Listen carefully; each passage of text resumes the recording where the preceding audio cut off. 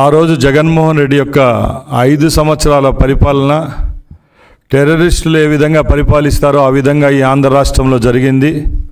ముఖ్యంగా ఆంధ్ర రాష్ట్ర ప్రజలకైతేనేం, ప్రతిపక్షాలకైతేనేం, మిగతా సామాజిక వర్గాలు ఎవరైతే ఆంధ్ర రాష్ట్రంలో ఉంటారో ప్రతి ఒక్కరికి కంటి నిండా నిద్ర లేకుండా చేసిన పరిపాలన ఎవరిదన్నా ఉందంటే ఈ భారతదేశ చరిత్రలో కేవలం అది జగన్మోహన్ రెడ్డికే దక్కింది.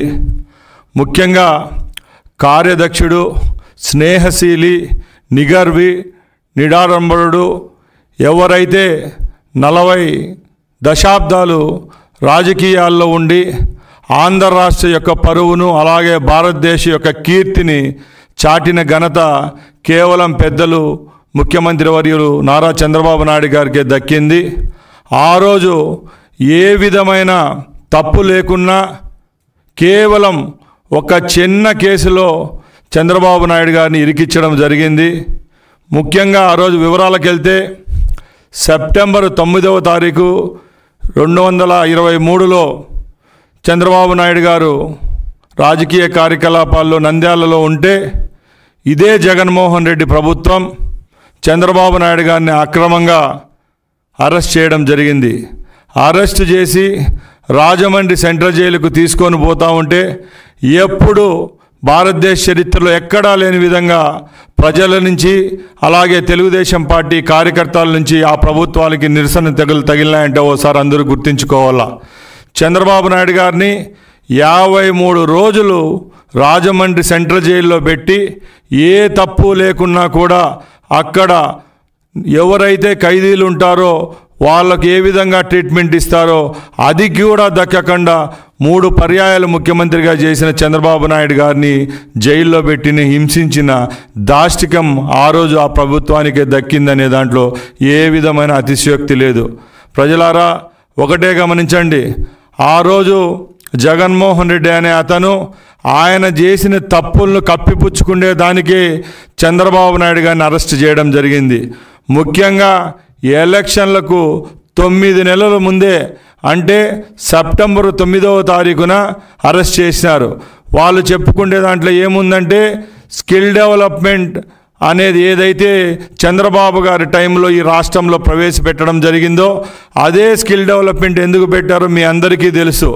ఎవరైతే నిరుద్యోగ యువత ఈ రాష్ట్రంలో ఉంటారో ఆ యువతకు మంచి చేసే విధంగా స్కిల్ డెవలప్మెంట్ అనే కోర్సును ప్రవేశపెట్టి సొసైటీలు తీసుకొని వచ్చి ఈ రాష్ట్రంలో వాళ్ళందరినీ మంచి నేర్పులుగా తయారు చేసి ఉద్యోగాలు కల్పించే లక్ష్యంతో స్కిల్ డెవలప్మెంట్ కార్పొరేషన్ ఆ రోజు చంద్రబాబు నాయుడు గారు తీసుకొని వస్తే అదే స్కిల్ డెవలప్మెంట్లో 3,000 కోట్ల రూపాయల అవినీతి జరిగిందని ఆ రోజు జగన్మోహన్ రెడ్డి ప్రభుత్వం చంద్రబాబు నాయుడు గారి మీద కేసు పెట్టినారు.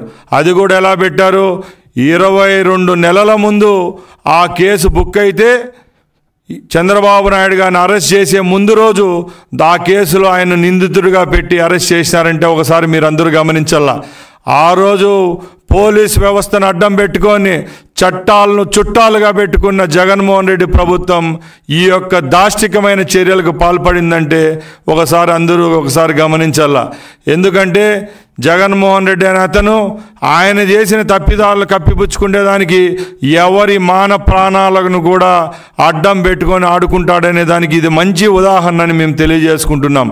ముఖ్యంగా మేము ఒకటే చెప్తున్నాం, జగన్మోహన్ రెడ్డి ప్రభుత్వంలో చంద్రబాబు నాయుడు గారి మీద వేసిన నిందలు ఒక్కొక్కటిగా ఈరోజు మేము చెప్తున్నా.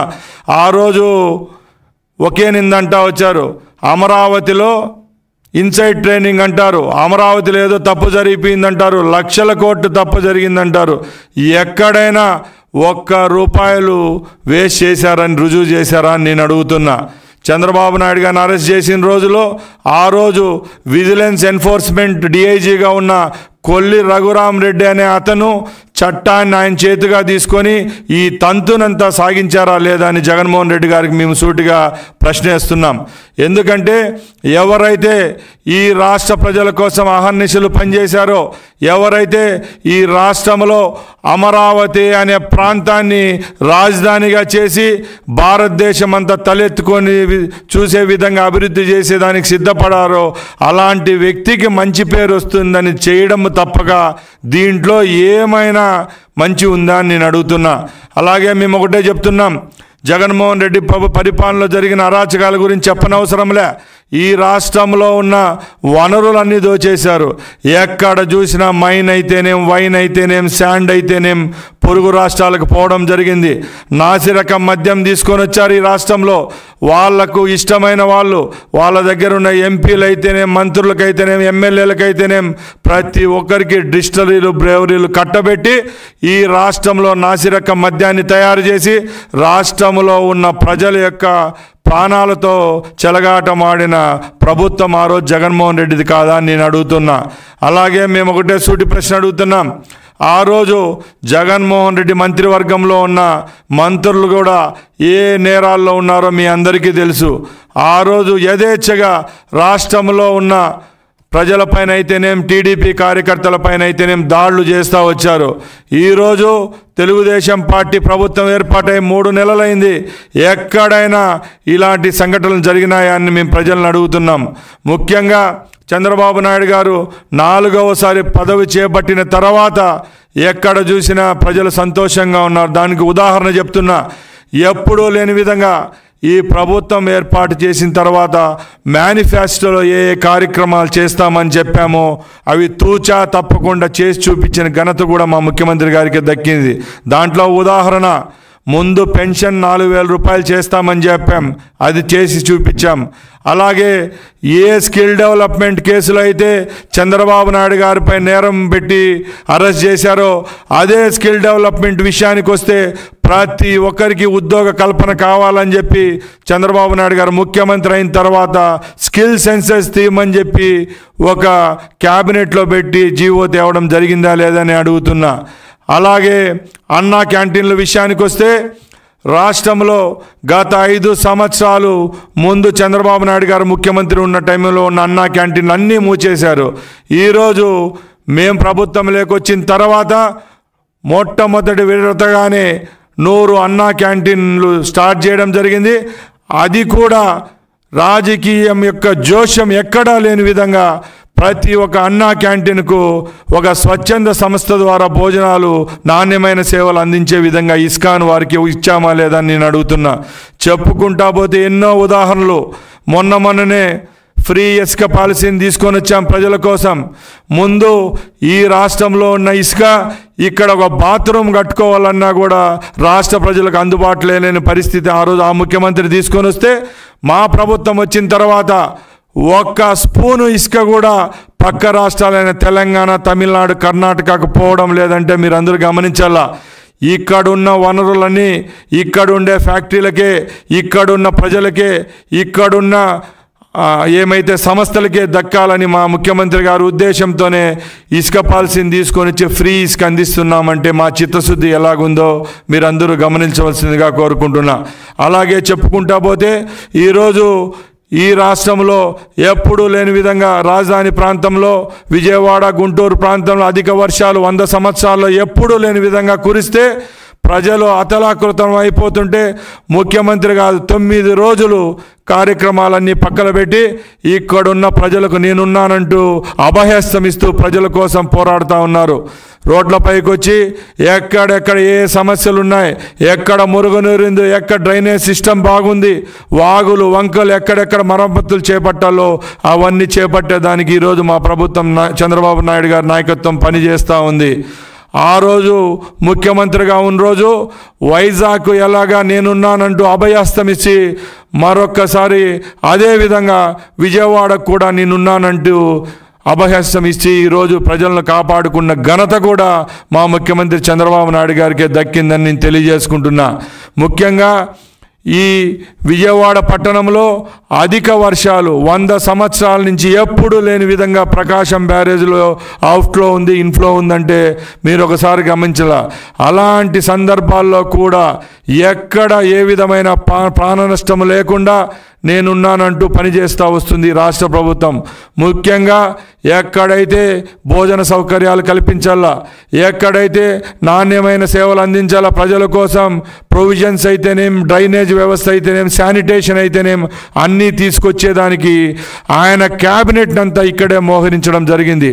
ప్రతి ఒక్క వార్డుకు ఒక్కొక్క శాసనసభ్యుడు 3 వార్డులకు వచ్చి ఒక మంత్రిని పెట్టి సుమారు 100 మంది ఐపీఎస్ ఐఏఎస్ ఆఫీసర్లను విజయవాడ పట్టణంలోనే మోహరించి ఇక్కడ సంక్షేమ కార్యక్రమాలు అందుబాటులోకి తెచ్చిన ఘనత కూడా ఈ ప్రభుత్వానికే దక్కుతుందని నేను తెలియజేసుకుంటున్నా. సోదరులారా, ఒకటో ఆలోచించండి. ఆ రోజు ఆ ముఖ్యమంత్రి ఎక్కడ, ఈరోజు చంద్రబాబు నాయుడు గారి పటిమ, నైపుణ్యత, అలాగే సంక్షేమం అందించే గుణం ఎవరికైనా ఉందని అడుగుతున్నా. ఆ రోజుల్లో ఇంట్లో నుంచి బయటకు వస్తే రక్షణ లేని ప్రభుత్వం అది. ఈరోజు ప్రజల పక్షాన, ప్రజల కోసం పనిచేస్తున్న ప్రభుత్వం ఏదైనా ఉందంటే మాదేనని తెలియజేసుకుంటున్నాం. మేము ఒకటే చెప్తున్నాం, మా నాయకునికి మేము ఎప్పుడు ఒక బిడ్డల్లాగుంటాం. తెలుగుదేశం పార్టీ ఆవిర్భావం నుంచి ఈ రోజు వరకు తెలుగుదేశం పార్టీ కార్యకర్తలు ఎవరైతే పార్టీ జెండాను భుజాన పెట్టి మోసారో ఈ రోజుకి కూడా మా నాయకుని యొక్క గొప్పతనాన్ని కీర్తించే విధంగానే మేము ప్రజలకు అందుబాటులో ఉండి పనిచేస్తున్నాం. తప్పక జగన్మోహన్ రెడ్డి పరిపాలనలోగా లాగా ఎక్కడ ఎవరికి కష్టపెట్టడమో, దాడులు చేయడమో, అక్రమంగా కేసులు బనాయించడం జరగలేదని తెలియజేసుకుంటున్నా. ముఖ్యంగా ఆ రోజు ఆ ప్రభుత్వంలో 5 సంవత్సరాలు జగన్మోహన్ రెడ్డి ముఖ్యమంత్రిగా ఉండగా గ్రామ స్థాయిలో నుంచి పట్టణ స్థాయిలో వరకు ఎక్కడ చూసిన అరాచకాలు, ఆగడాలే జరిగాయి. ముఖ్యంగా ఈ రాష్ట్రంలో ప్రజలు ఎక్కువ మంది వ్యవసాయ ఆధారిత ఉద్యోగాలు చేసుకుంటూ బతికేవాళ్ళు. అలాంటి రైతుల మధ్య కూడా గొడవలు పెట్టి ఏ గ్రామానికి వెళ్ళినా, ఏ పట్టణంలో చూసినా, ఎక్కడ చూసినా సివిల్ డిస్ప్యూట్లు ఎక్కువ అయ్యేటి. అందరి మధ్యలో గలాటాలు పెట్టి రెవెన్యూనంతా చేతిలో పెట్టుకొని ఎక్కడ చూసినా దాష్టికంగా ఆ రోజు ఆ ప్రభుత్వం పనిచేస్తూ వస్తే మా ప్రభుత్వం ఏర్పాటైన తర్వాత రెవెన్యూ విషయంలో దృష్టి సాధించి ఎక్కడెక్కడ రెవెన్యూ లొసుకులు పెట్టుకొని ఆ రోజు ఆ ప్రభుత్వం తప్పిదాలు చేసిందో అవన్నీ ఒక్కొక్కటిగా గ్రామ స్థాయిలో పర్యవేక్షించేదానికి రెవెన్యూ సదస్సులుగా పెట్టేదానికి నిర్ణయం తీసుకునే ఘనత కూడా తెలుగుదేశం పార్టీ అలాగే మా ప్రభుత్వానికి దక్కుతుందని తెలియజేసుకుంటున్నాం. ముఖ్యంగా ఈరోజు ఈ పాత్రికేయ సమావేశం ఇక్కడ ఏర్పాటు చేయడం ఏమనగా, ఈ రోజుకి మా నాయకుని అక్రమ అరెస్టు జరిగి 1 సంవత్సరం అయింది. ఈ రోజును మేము తెలుగుదేశం పార్టీ కార్యకర్తలమైతేనేం, రాష్ట్ర ప్రజలమైతేనేం దీన్ని ఒక బ్లాక్ డేగా ప్రకటిస్తున్నాం. ఎందుకంటే ఆ రోజు అమెరికాలో ట్విన్ టవర్స్, పెంటాగన్ పైన దాడి ఎంత హేమయమైనదో, అలాగే మన భారతదేశ విషయానికి వస్తే బాంబే టెర్రరిస్ట్ అటాక్లు ఎలా నీచమైనవో ఈ రాష్ట్రంలో కూడా మా నాయకుడు చంద్రబాబు నాయుడు గారి మీద దాడి చేసిన జగన్మోహన్ రెడ్డి ప్రభుత్వం అక్రమ అరెస్టును ఖండిస్తూ ఈరోజు మేమైతేనే, మా కార్యకర్తలు అయితేనే, ఆంధ్ర రాష్ట్ర ప్రజలం ఇంకా మీదట దీన్ని బ్లాక్ డేగా తీసుకొని చేస్తామని చెప్పి తెలియజేసుకుంటున్నా. అలాగే సోదరులారా, మీరు గమనించండి, ఈరోజు ఈ ప్రభుత్వం ఏర్పాటై 3 నెలలైంది. అఖండ భారతదేశంలో స్వాతంత్రం వచ్చిన తర్వాత ఏ రాష్ట్రంలో ఏ రాజకీయ పార్టీలకు ఇవ్వని మ్యాండేట్ ఈ రాష్ట్ర ప్రజలు మాకు ఇచ్చారంటే ఒకసారి గమనించాలా. కేవలం జగన్మోహన్ రెడ్డికి 11 సీట్లు ఇచ్చి 175 సీట్లలో 160 పైచికి సీట్లను తెలుగుదేశం పార్టీ, బీజేపీ, జనసేనకి ఇచ్చారంటే ప్రజలకు మా నాయకుని పైన, మా నాయకత్వం పైన ఏ విధమైన విశ్వాసం ఉందో మాకు అర్థమైంది. కాబట్టి రేపు రాబోయే కాలంలో కూడా ఎక్కడ సంక్షేమ కార్యక్రమాలు అయితేనేమి, అభివృద్ధి పథకాలు అయితేనేమి మేము ప్రజలకు 100కి 100 పాళ్ళు అందే విధంగా మా ప్రభుత్వం చిత్తశుద్ధిగా పనిచేస్తుందని తెలియజేసుకుంటున్నా. అలాగే మేము ఒకటే చెప్తున్నాం, ఈ పరిపాలనలో ఎక్కడ కక్షలకు, కార్పణ్యాలకు చోటు ఉండదని మేము చెప్తున్నాం.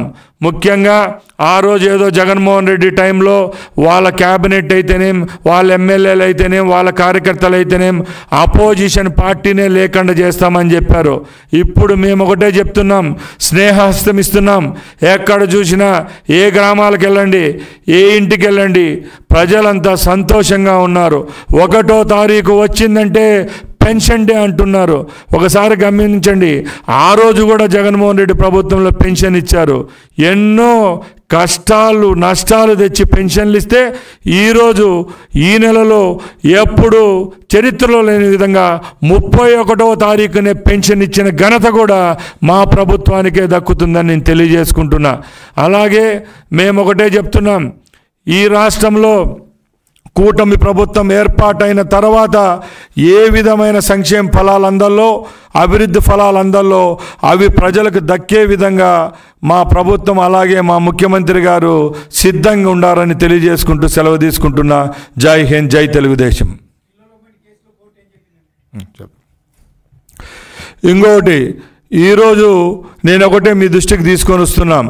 ఆ రోజు స్కిల్ డెవలప్మెంట్ కేసులో 22 నెలల తర్వాత చంద్రబాబు నాయుడు గారి పేరు చేర్చడం, దాంట్లో 3,000 కోట్ల అవినీతి, అలాగే కొన్ని రోజులకు 300 కోట్లు, ఆ తర్వాత 30 కోట్లు అంటూ 30 పైసల అవినీతిని కూడా బయటికి తీలేని దౌర్భాగ్యం ఆ ప్రభుత్వానికి దక్కింది. చాలా రోజుల తర్వాత ఈ స్కిల్ డెవలప్మెంట్ కేసులో న్యాయస్థానాలు ఒకటే చెప్పినాయి, చంద్రబాబు నాయుడు గారి ప్రమేయం ఎక్కడా లేదు, ఇది కేవలం కక్షపూరితంగానే ఆనాటి ప్రభుత్వం చంద్రబాబు నాయుడు గారి పేరు చేర్చి సుమారు 53 రోజులు జైలు పాలు చేయడం తప్పక, ఇదంతా కొన్నందుకు ఎలకను పట్టినట్టుంది సామెత తప్పక ఏ విధమైన తప్పును ఎక్కడ చూపించలేని పరిస్థితి ఆ రోజు ఆ ప్రభుత్వానికే దక్కిందని తెలియజేసుకుంటున్నా.